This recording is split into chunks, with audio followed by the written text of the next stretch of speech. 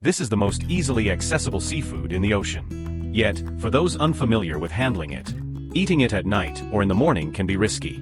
Only midday consumption is considered relatively safe. Surprisingly, just a few hours in a water pool can eliminate most of its toxins.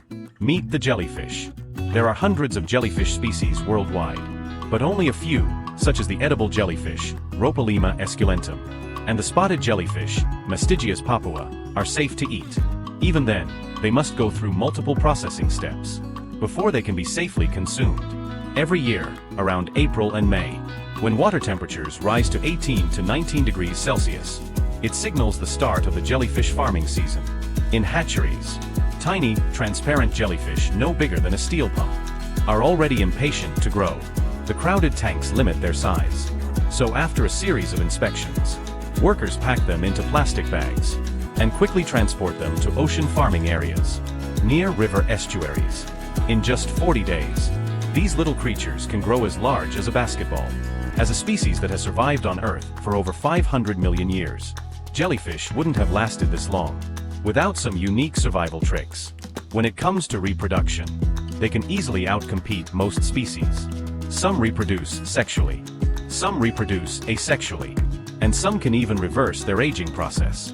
Edible jellyfish, in particular, undergo both sexual and asexual reproductive stages.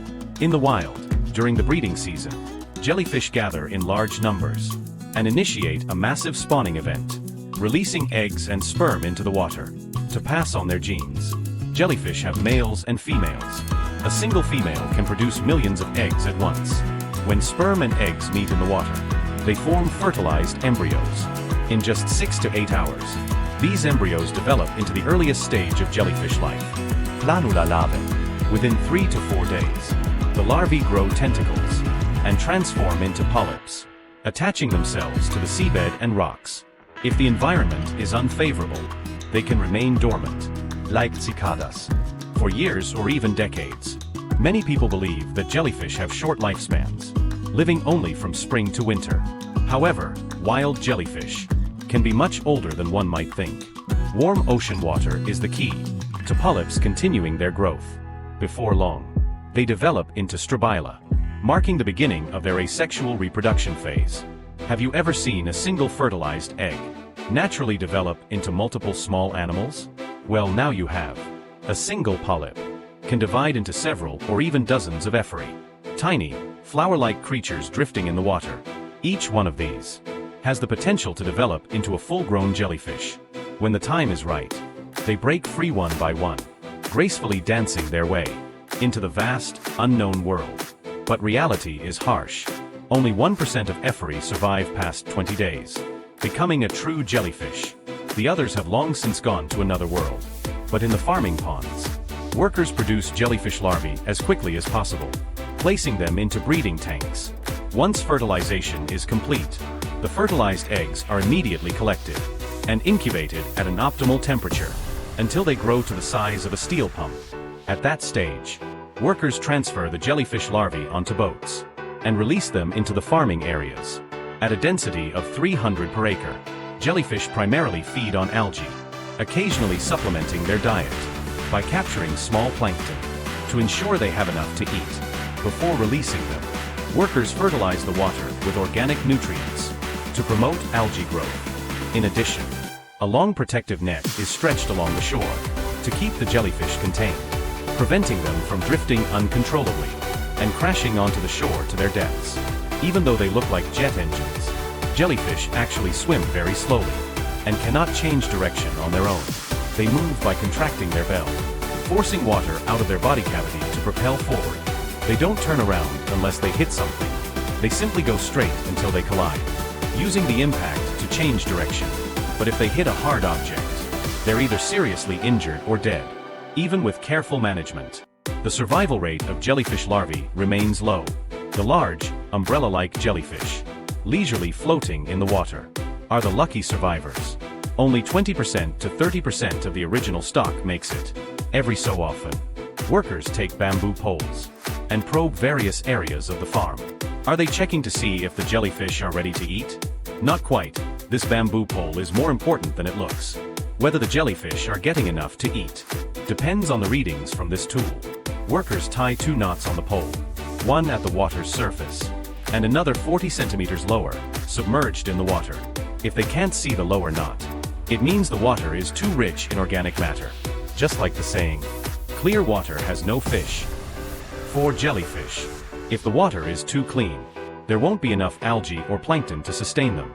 On the other hand, if both knots are clearly visible underwater, it means the water lacks nutrients.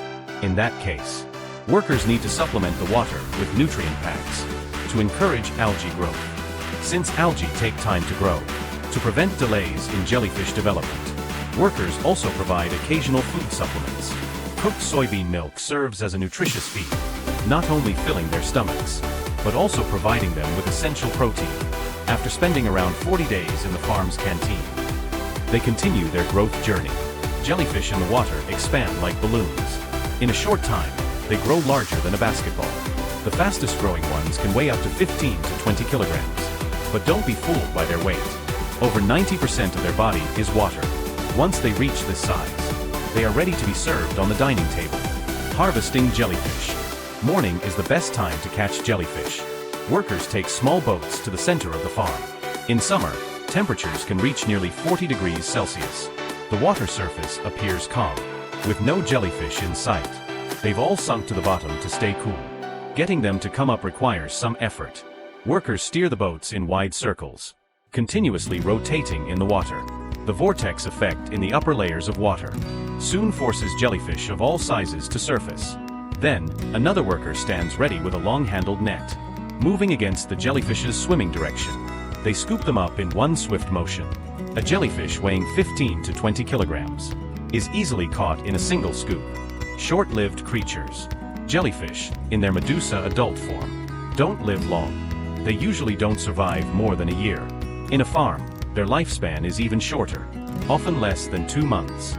They thrive in seawater between 13 to 26 degrees Celsius. Once the water temperature drops, algae can no longer reproduce, which signals the end of the farming season.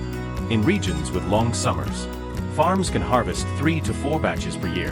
To maximize economic benefits, a rotational farming method is used. Large-scale and small-scale farming in cycles. Every 40 days, a new batch of jellyfish is released and another is harvested. Handling jellyfish. Workers place the harvested jellyfish into plastic barrels. When dealing with these creatures, there's one thing you should never forget. Wear gloves. A moment of carelessness, and you'll get a shocking experience. Literally, as if you've been electrocuted. Jellyfish are naturally venomous.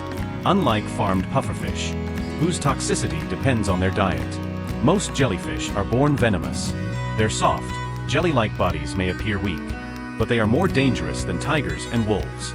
A jellyfish's weaponry is concentrated in its 8 oral arms, which handle feeding, digestion, and excretion. Some highly venomous species even have stinging cells covering their bells. These cells work like loaded bows, held under pressure. When triggered, they fire venomous harpoons at their target. The deadly beauty of jellyfish. In many places, jellyfish are called Medusas of the sea. Beautiful yet highly toxic. Their venomous stings are more than just painful. If an attacker is particularly ruthless, such as a box jellyfish or other highly venomous species, failure to seek treatment in time could mean certain death. Rushing to processing plants. Once a boat is full, workers immediately start the engines and rush the jellyfish to the nearest processing facility. In the summer heat, the moment a jellyfish dies, its body begins to dissolve. If not processed in time, the entire harvest could be wasted.